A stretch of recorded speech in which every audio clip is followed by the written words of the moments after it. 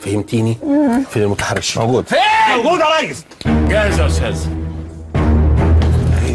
اثبت. هو ده المتحرش. هو في غيره؟ ده ايقونة التحرش. ايوه بس ده مش هيتحرش، ده هيجيب عيال على طول. سلام عليكم. اثبت بقول لك. هخليهم لك 60,000 بلبل. بلبل.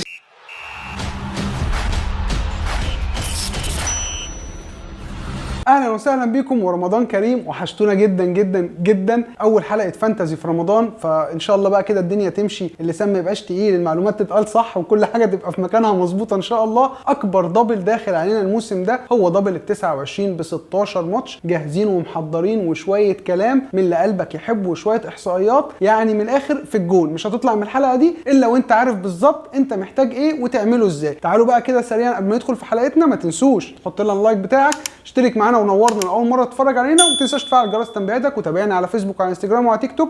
وما تنسوش اللي ما شافش اول حلقه عملناها في الموسم ده بتاعت اسال سري هتلاقوها فوق في الاي. اللي حابب يشوفها ويعرفني اكتر ممكن يبص عليها ويتفرج عليها ويقول لي رايك، ولو عندك اي اسئله. وتعالوا بقى سريعا نخش في حلقتنا.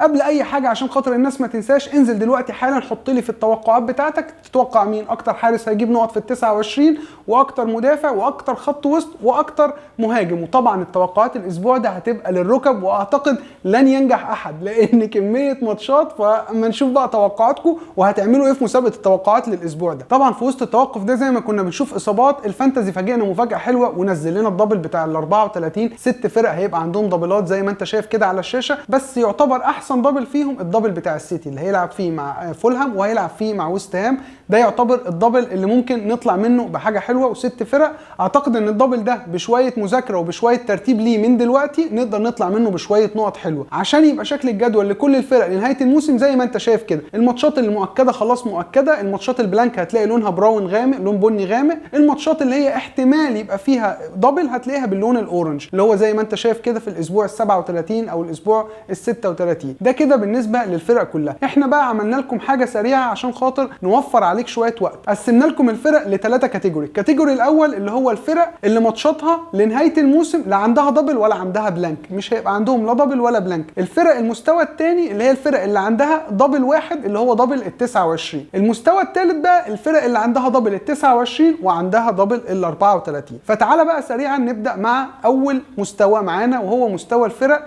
اللي لا عندها دبل ولا عندها بلانك. وهم دول هيبقوا 6 فرق زي ما انت هتبقى شايف كده على الشاشه. ال6 فرق دول ابرز 2 منهم احنا بنتكلم على ارسنال وبنتكلم على توتنهام. نبدا بمتصدر الدوري اللي انا بقى بيجي لي اسئله غريبه جدا. بيجي لي اسئله واحد يقول لي اجيب مين مكان لعيبه ارسنال، وهم اثروا معاك في ايه لعيبه ارسنال عشان تجيب مكانهم؟ يا راجل ده احنا لو ينفع نجيب من ارسنال 4 و5 يبقى كتر خير الدنيا. لعيبه ارسنال هم 3 ما ينفعش يقلوا عندك واحد، يا اما انت عندك حاجه عندك مشكله في الفرقه بتاعتك. لعيبه ارسنال خط الوسط هنيجي للاحصائيات دلوقتي لما نيجي في مرحله الاحصائيات ارقام مخيفه. فلعيبه ارسنال يا 3 خط الوسط يا 2 و1 مدافع، وانا بشوف ان دي الحاجه الاميز عشان خاطر نقدر نستفيد من ارسنال باحسن حاجه، خصوصا ان هم فرقه عندها حافز جدا انها خلاص ما لا عندهم كاس ولا عندهم اي حاجه وطلعوا من الدوري الاوروبي وما عندهمش دبلات لنهايه الموسم. فهو ارتيتا لا عنده احتماليه ان هو يريح لعيبه ولا عنده اي حاجه، بيلعب باريحيه وعنده الحافز بتاعه الدوري الانجليزي اللي بيقرب جدا من ارسنال الفتره دي. فاعتقد ان ارسنال الحافز موجود وما ينفعش ان انت تتغاضى عن لعيبه ارسنال. على الناحيه الثانيه بقى توتنهام الفتره دي امورهم ملخبطه. كونتي مشي خلاص وخلاص خلصت بقى حكايه كونتي. دلوقتي بقى هنشوف المدرب الجديد، هل هيلعب ب3 ورا، هيلعب ب4 ورا، هيلعب ازاي؟ هنلاقي بريزيتش بيلعب مش هيلعب، هيبدا يدخل ناس جديده، هنلاقي لوكاس مورا مثلا بيرجع وبيخش. يعني هنشوف بقى فكره عامل ازاي. اعتقد ان هو يمشي زي ما هو، بس طريقه اللعب هي اللي هتتغير. مش هنشوف وجوه جديده بس طريقه اللعب ممكن جدا تتغير. فاللي عندك من لعيبه توتنهام ما تمشيهمش لحد ما نشوف اول ماتش اخباره ايه. يعني عندك بريزيتش عندك داير، خليهم نشوف وضعهم ايه. وطبعا لازم يكون لو الوحيد اللي مش عندك لازم تجيبه هو هاريكي. دول كده كانوا الفرقه اللي هم المستوى الاول اللي عندهم لا دبلات ولا عندهم بلانكات. تعالى بقى ندخل على المستوى الثاني، الفرق اللي عندها دبل واحد في ال 29. ونبدا مع برينفورد اللي كلنا عبينا منه 3 لعيبه الفتره اللي فاتت. خلاص جه وقت بقى ان احنا نفضي تاني من برينفورد. وانا هنا لما بقول لك فضي بكلمك بقى على الدفاع. يخلص اسبوع 29 من هنا تبدا تخلص في هنري، تبدا تخلص من مي، تبدا تخلص من رايا، واحد في واحد تخلص منهم. لان خلاص بقى برينفورد الفتره اللي جايه ماتشاتها مش حلوه. يعني بتتكلم في نيوكاسل، استون فيلا، فيلا، تشيلسي، فولفز، فرق كلها سهل جدا انها تضيع منك الكلين شيت كبرينفورد. اما بالنسبه لتوني، حتى توني وضعه خطر، انت بتتكلم اللعيب عنده 9 انذارات، يعني لو خد له انذار واحد فهيريح معاك ماتشين، فدي برضه هتبقى معضله جدا. هو الوحيد اللي ممكن تغامر بيه هو توني لحد ما ياكل الانذار، بعدين تطيره من فرقتك. ده بالنسبه لبرينفورد. لما هنيجي بقى ندخل بعد كده على ليستر سيتي، ليستر سيتي الجدول بتاعهم حلو جدا، ويعتبر احسن دبل موجود في الاسبوع ال29 اللي هيبقى عندهم في ال29 كريستال بالاس واستون فيلا. طبعا انا مش بتكلم على ليستر من الناحيه الدفاعيه نهائيا، حاشا وماشا، ما ينفعش اتكلم على الموضوع ده، انا بتكلم عليهم في الناحيه الهجوميه. طبعا ماديسون اوبشن ما ينفعش ان احنا نتغاضى عنه، 29 ماتشاتهم حلوه، ال30 كمان عندهم بورنموث، فانا هنا بكلمك على ماديسون لان اعتقد ماديسون مكمل معانا الاسبوع ال34 35 ماتشاته حلوه جدا، ريسكايه حلوه، وما بقتش ريسكايه كمان لان ماديسون بقى تقريبا موجود عند ناس كتير جدا من الفانتازي. فطالما بنتكلم على ليستر سيتي فهو ماديسون وبس، ما تفكرش في اي حد تاني. ثالث فرقه بقى معانا في نفس المستوى هي نيوكاسل، وطالما قلنا نيوكاسل يبقى احنا بنقول تريبير، خلاص محفوظه نيوكاسل يعني تريبير. اللي زاد معانا بقى الفتره الاخيره بعد اصابه الميرون تماما، خلاص بقى احنا بنتكلم دلوقتي على ايزاك. ايزاك هو يعتبر الحاجه المنوره هجوميا في نيوكاسل، كان ويلسون دلوقتي بقى ايزاك، وويلسون الماتش اللي فات ما لعبش، الماتش اللي قبله نزل بس 10 دقائق، فايزاك ضامن مكان اساسي الفتره الاخيره، بيقدر ان هو الفينش بتاعه كويس وبيقدر ان هو يوصل ويجيب اجوان، فايزاك اوبشن حلو قوي. لما تيجي تفكر مثلا ان انت تمشي توني وتجيب مين مكانه، هيبقى ايزاك اوبشن كويس جدا عندك من نيوكاسل. ندخل بقى على المستوى الثالث وهو ليفل الوحش، الفرقه اللي عندها دبلين فما فوق بقى، وانا هنا بكلمك على فرقه برايتون اللي تقريبا احسن فرقه من هنا لنهايه السيزون تقدر تجيب منها لعيبه. عندها دبل اكيد في ال29 ودبل اتاكد في ال34، عندها بلانك صغير في ال32، وفي احتماليه يبقى عندها كمان دبل في ال36 وال37. يعني وانس ان احنا نوصل تبقى معاك منهم 2 لعيبه، توصل الاسبوع ال32 يعدي البلانك بتاع 32، شيل الثالث على طول يا باشا وكمل لنهايه الموسم ب3 لعيبه من برايتون. طبعا لعيبه برايتون احنا عارفين ماك اليستر، ميتوما، مارش، هكلمك دلوقتي قدام بالاحصائيات مين فيهم وليه ده وليه مش ده. وعندك في الدفاع كمان عندك استوبينان، واللي حابب كمان بقى عندك كمان ستيل اوبشن كويس قوي رخيص ب3.9 كحارس اساسي موجود في برايتون في كميه الدبلات اللي جايه. الفرقه الثانيه بقى معانا في نفس المستوى هي ليفربول. ليفربول عندهم دبل في ال29 وعندهم دبل في ال34 وماشيين لنهايه السيزون ما عندهمش بلانكات، بس مشكلتهم ان عندهم الدبل بتاعهم زي ما انت عارف سيتي في تشيلسي، وال30 عندهم ارسنال، يعني 3 ماتشات ضرب نار. اقدر اقول لك ان برضو ده مش حاجه يعني ما تقدرش تقول ان انت خلاص ابعد عن ليفربول تماما، لا، ليفربول مشكلتها انها مش يعني محيرانه جدا بالمستوى بتاعها. يعني في الشامبيونز قدام ريال مدريد كانت وحشه جدا، في الدوري قدام اليونايتد كانت شغاله حلوه قوي، بعدين فجاه قدام بورنموث لقيناهم بيقعوا،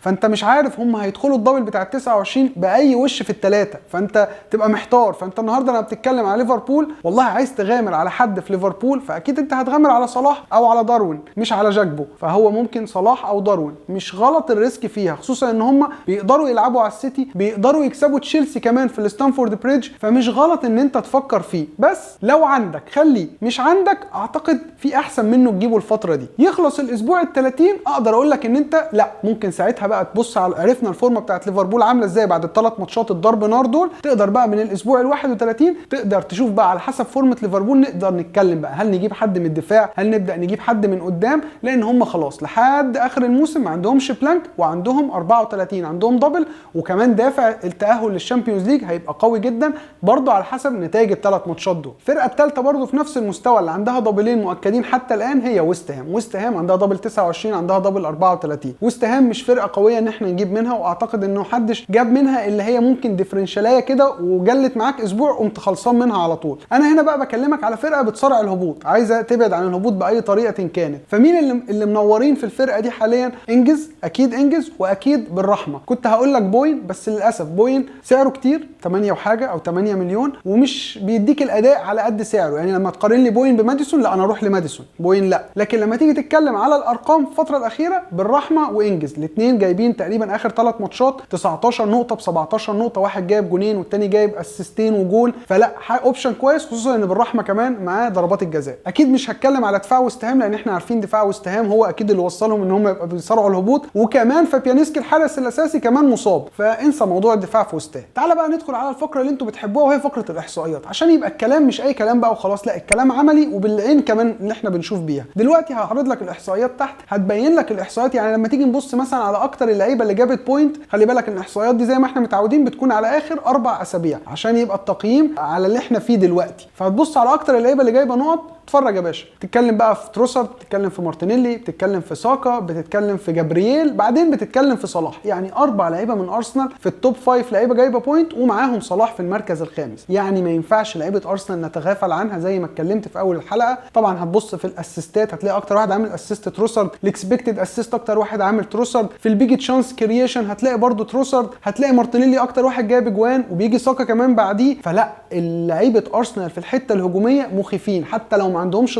دبل ايه يا باشا، ده انا داخل بلعيب توب فورم، لا تقول لي بقى دبل ولا غيره، لازم يكون عندك في فرقتك. اما نيجي نبص مثلا على صلاح برده زي ما انت شايف هو اللعيب الوحيد البارز من ليفربول في الفتره اللي فاتت، فهتلاقي ارقامه برده بتتكلم عنه، موجود برده في اكتر اللعيبه اللي جابت نقط اخر 4 جولات ب 32 نقطه، فبرده مش قليل ان انت لازم تفكر فيه. بس خليني اقول لك ان صلاح لو عندك خليه، لو مش عندك فكر فيه بعد الاسبوع ال30 عشان يخلص من ال3 عركات اللي هو داخل عليهم الفتره الجايه. طبعا الفتره اللي فاتت دي كلها كل الناس بتتكلم بقى ان احنا هنجيب مين في الهجوم مع هالاند وكين، كل الناس بتقول لك واتكنز، وانا طبعا معاك في الكلام ده، بس تخيل بقى لما يبقى الكلام ده مدعوم بالارقام اللي انت شايفها قدامك اهو. اتفرج على واتكنز يا باشا. واتكنز اكتر لعيب عنده اكسبكتد جولز زي ما انت شايف في الاحصائيات. واتكنز اكتر لعيب جات له فرص خطره، بيجي تشانس اكتر واحد هو واتكنز اكتر لعيب عنده دقه شوط. يعني هتبص على الاحصائيه بتاعه الشوط هتلاقي ان واتكنز شايط 13 كوره منهم 10 اون تارجت، 12 من جوه الصندوق. يعني بص قمه الدقه لما تشوط 13 كوره 10 منهم على الجون و12 من جوه الصندوق، يعني انت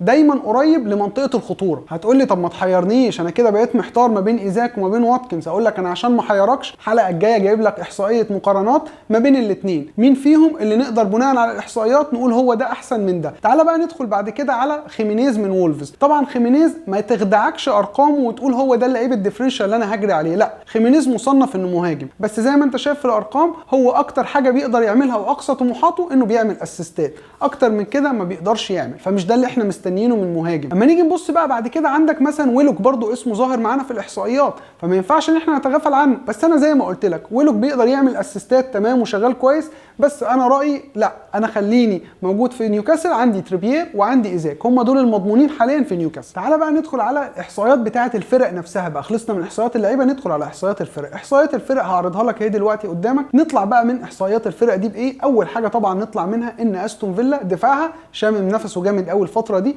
وده اللي مخليه انه في اخر 4 ماتشات طالع ب3 كلين شيت، محطوط من افضل 5 فرق جت عليهم فرص خطره، دخل فيه في اخر 4 ماتشات جون واحد، فما ينفعش ان احنا نتغافل واحد زي مينجز او واحد زي اليكس مورينو. انا بفضل اليكس مورينو على مينجز بسبب ان هو جناح وبيقدر يعمل لك اسيستات، اما بالنسبه الاثنين بقى مع بعض فانا بشوف ان ده ريسك عالي جدا. برده الفرقه الثانيه نقدر نقول انها فايقه دفاعيا الفتره الاخيره برايتون، ودي حاجه تفرحنا جدا بقى ان برايتون طالعه اخر 4 ماتشات طالعين ب2 كلين شيت، داخل فيهم في اخر 4 ماتشات جونين بس، من اقل الفرق اللي استقبلت فرص خطره، من اقل الفرق اللي اتشاط عليها، فده يقدر يقول لك ان لا برايتون انا ما افكرش بس في ميتوما وفي اليكس وفي ماك اليستر وفي اسولي مارش، لا انا كمان ممكن افكر في ستوبينان، افكر في دانك، افكر في ستيل الحارس. برضو بيدينا اختيارات ان احنا نقدر ننوع في اختياراتنا من برايتون. نيجي برضو على فرقه من الفرق القويه دفاعيا بس محيره جدا بالنسبه لنا فانتازيا، وانا هنا بكلمك على مانشستر سيتي. السيتي محير جدا ان انت مش عارف تجيب مين، انت نفسك تجيب حد بس مش عارف تجيب مين، وبرضو مش عايز تروح تجيب إيدرسون حارس غالي في نفس الوقت ما بيقدرش يديك مساهمات هجوميه، فانت عايز تستفيد شويه من المساهمات الهجوميه، فما فيش حد فيهم ورا تقدر تجيبه بسبب الروتيشن اللي جوارديولا شغال بيه. بس اضمن واحد الفتره الاخيره هو اكي، الوحيد اللي تقدر ان انت تغامر على السيتي فيه دفاعيا هو اكي. السيتي من اقل الفرق اللي استقبلت فرص، من اقل الفرق اللي اتشاط عليها، طلع في اخر 4 ماتشات ب2 كلين شيت وداخل فيهم جون واحد. هتقول لي يعني ايه طلع ب2 كلين شيت من 4 ماتشات وداخل فيهم جون، انت بتهبل؟ هقول لك معلش اسمع بس، هم ال 28 كان عندهم بلانك، فهم يعتبروا اخر 4 ماتشات لاعبين اخر 4 جولات لاعبين 3 ماتشات بس. برضه دفاع ارسنال لما بتتكلم على واحد متصدر دوري انجليزي اكيد لازم يكون الدفاع بتاعه قوي اللي يوصله للمرحله ان هو يبقى متصدر الدوري. فدفاع ارسنال لو انت ما عندكش حد منه، وانا اشك ان انت ما يكونش عندك حد من دفاع ارسنال، بس لو ما عندكش ممكن تروح على الاوبشن الرخيص، وانا هنا بكلمك على بن وايت عشان اكد لك تاني المعلومه وتبقى خلاص بص بتخلص الحلقه وانت واثق تماما من الكلام. هجبت لك اخر 4 جولات في كل مركز مين اكتر لعيبه، 4 لعيبه جابوا نقط. هتبص دلوقتي مثلا على حراسه المرمى هتلاقي مارتينيز اللي كلمتك على دفاع استون فيلا، هتلاقي رامسديل اللي كلمتك على دفاع ارسنال، هتلاقي اليسون، وهتلاقي فورستر من توتنهام. اما تيجي تبص بقى على الدفاع طبعا زي ما انت شايف عندك جابرييل وفان دايك. فان دايك منور، بس ده طبعا بسبب الجون اللي جابه والكلين شيت اللي طلعوا فيه من الدبل، بس ال3 ماتشات بتوعه اللي جايين عركه، فحاول تبعد عن فان دايك. وكمان عندنا مينجز وعندنا بن وايت من ارسنال. اما تيجي تبص بقى على خط الوسط زي ما انت شايف يا باشا 3 بتوع ارسنال، مارتينيلي، تروسارد، ساكا، وبيجي معاهم ابو مكه. والناحيه الثانيه بقى في الهجوم عندك كيم، توني واتكنز، ايزاك. والثلاثه دول بقى توني واتكنز ايزاك دول الحلقه الجايه ان شاء الله جايب لك مقارنه للثلاثه عشان نقدر نشوف نختار مين منهم. وبكده يا صديقي نكون خلصنا خلاص الجزء الاول من التحضيرات بتاعه الاسبوع ال29. الجزء الثاني بقى ان شاء الله الحلقه اللي هتنزل لك بكره هيكون فيها بقى بنش بوست ولا فري هيت، مين فيهم، امتى احتاج البنش بوست، امتى افعل البنش بوست لو عندي كام لعيب عنده دبل، امتى ممكن اعمل فري هيت. لو انا ما عنديش وايلد كارد هخليك تعمل وايلد كارد من غير ما تعمل ولا نقطه تخسر فيها ولا نقطه، وهقول لك الحلقه الجايه ازاي، وهكلمك بقى عن ابرز اللعيبه المقارنات بتاعتها وعن الكابتنه وعن الاصابات واوضاع الفرق مؤخرا. فخلاص كده انت ان شاء الله ما عليك غير انت تنزل تحط اللايك بتاعك بعد اذنك لو ما حطيتوش. اشترك معانا في القناه وتابعنا على فيسبوك وعلى انستجرام وعلى تيك توك. كان معاكم اسلام سيري من 1 2 بالعربي. سلام.